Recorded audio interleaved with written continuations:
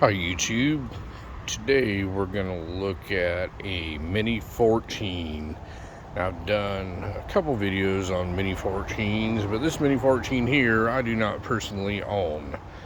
A good friend of mine gave me this Mini 14 and my instructions were to make it quote unquote badass. So that's what I did. This thing was pretty much a basket case when I got it, and I'm going to show you some of the things I did to it to make it cool.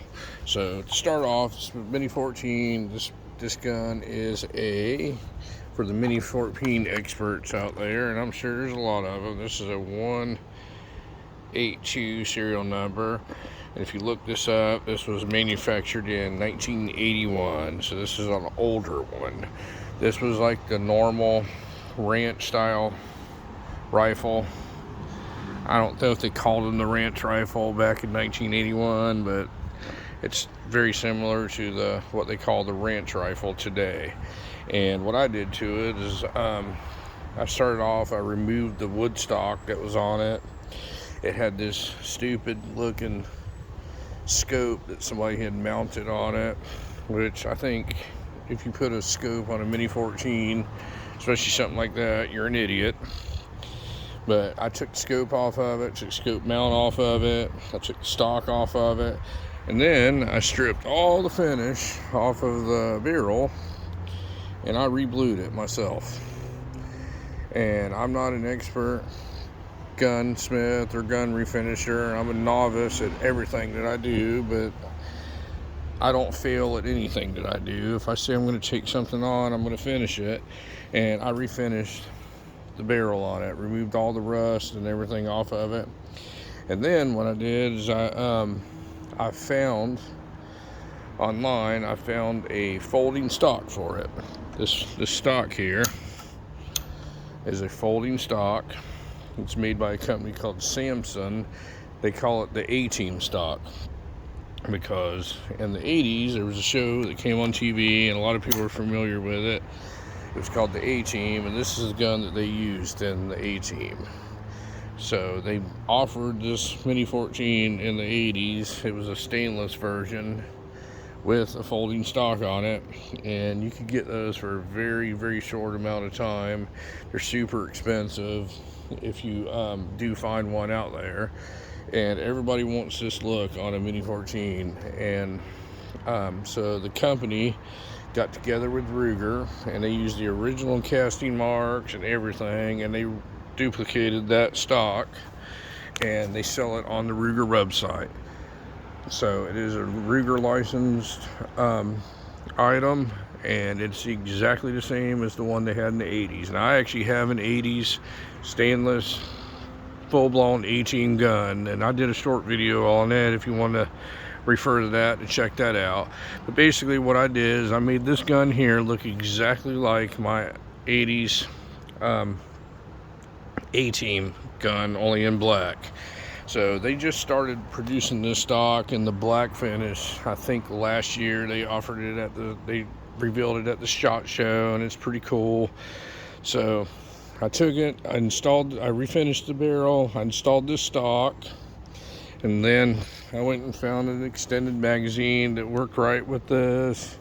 And then I had to find the correct sling swivel that would fit on that matched it. I did that, and I bought a vintage looking, I don't know the model number, Magpul sling, and I installed that on here. Now that was one of the harder things that I did to this thing, is slinging this rifle. I'm not a professional rifle slinger, but I figured it out, and after a little while and everything, and I turned this into a pretty cool gun. This gun was made in 1981. I only have one thing left to do to it. I have to find a rear sight, the correct rear sight for it. But other than that, it turned out awesome. I think he's going to be very happy with it.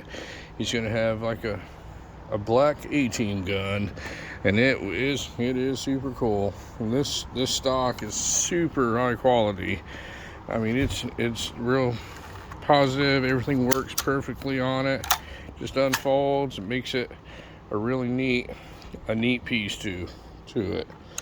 Makes a Mini 14 into a really cool gun. I mean, not that it wasn't already a cool gun, but now it's a super cool gun. But I just figured I'd show you something. Majority of the stuff I show you on here I own personally, but this one here, I do not own it personally. I am doing somebody a favor and making their gun cool, just because I like to tinker with stuff. As everybody knows, the Ruger Mini 14 is chambered in 5.56 or 223, but the rule marks on it say Ruger Mini 14 223, and that caused a lot of confusion when they came out with this rifle.